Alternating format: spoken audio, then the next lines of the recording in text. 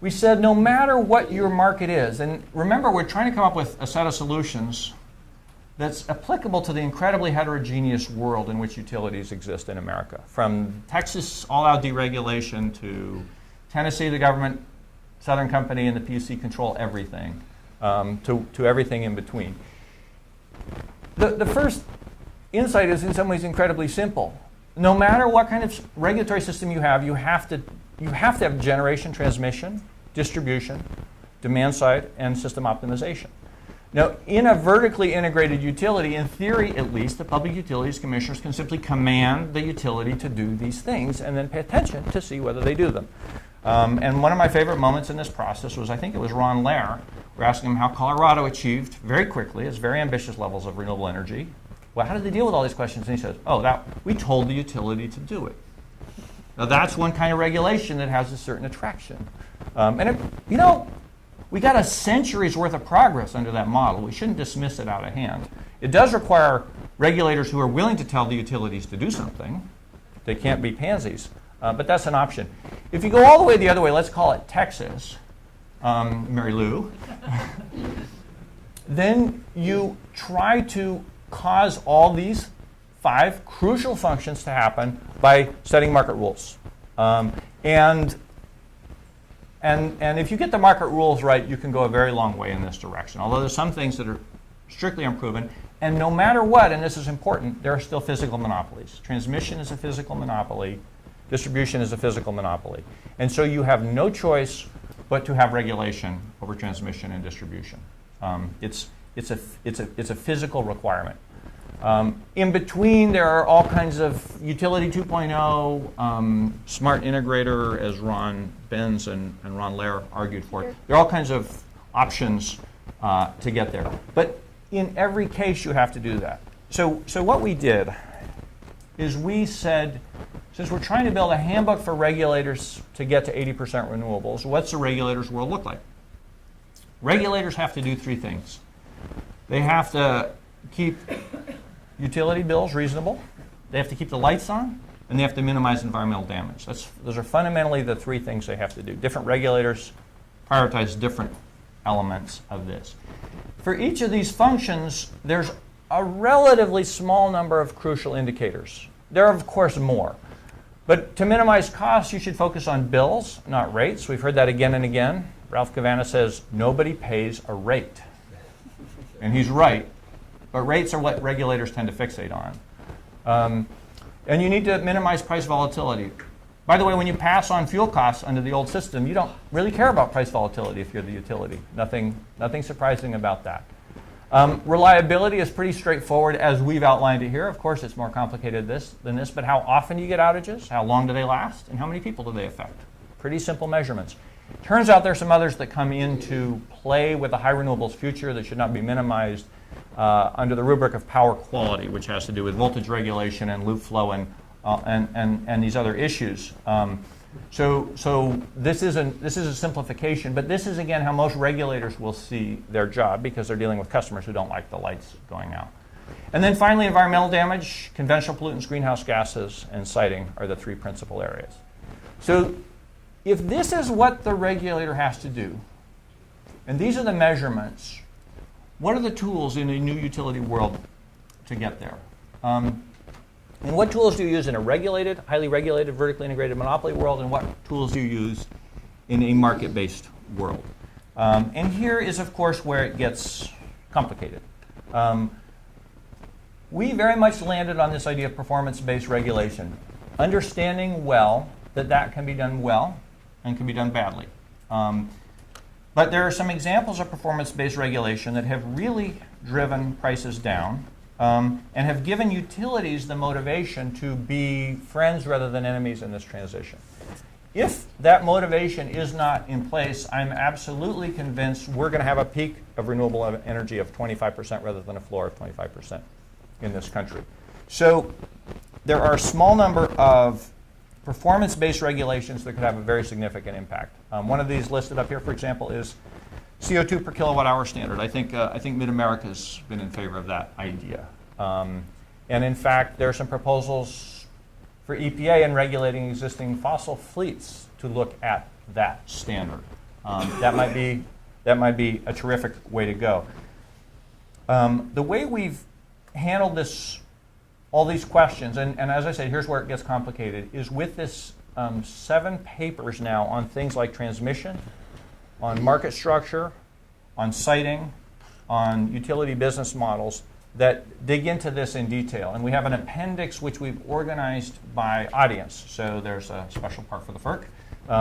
There's parts for the Public Utilities Commissions, for the ISOs and the RTOs that say what are the kinds of steps you can make to usher in and welcome this new world. The fundamental insights, though, I would say, are that this has to be something that utilities want. Otherwise, it will stop. And if utilities are to want this, they're going to need to make some money. And they're not going to make money with rate of return regulation that's traditionally practiced. And they're not going to make money with markets only. And the reasons are what I outlined before. You're putting them in a radically new world where they have to perform different functions. They need fast dispatch and flexibility.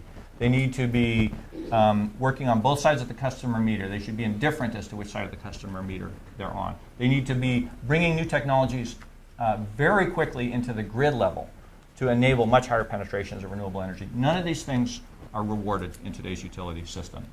So what I'm going to do now is turn over to Sonia, who is going to talk about 2 of the 6 papers. We can't go through them all, but to get into the particulars.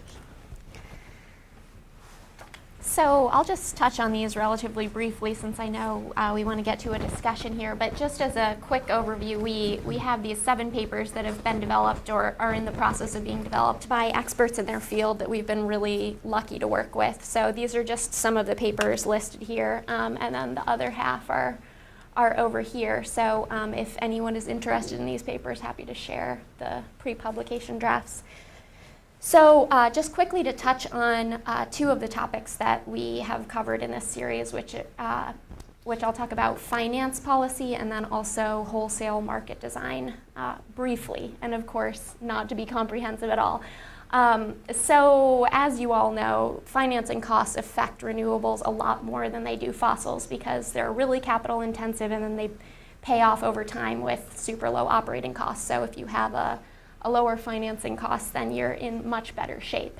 And the great authors of this finance paper, 2 of which are in the room here today, Todd Foley and Richard Caperton, along with another colleague, Uday Varadarajan, have modeled actually the effect of different perceived risks on financing costs. So this is just completely illustrative, as you'll see, growing bars. But just to sort of illustrate some of the largest impacts on the financing costs for renewables, the first is contract length, which, obviously if you're building something that's going to be operating for 20 years on an hour-ahead energy market, it's really tough to make that case to an investor. So longer-term contracts or RPSs that increment on a steady basis over the long run can really help drive down that risk.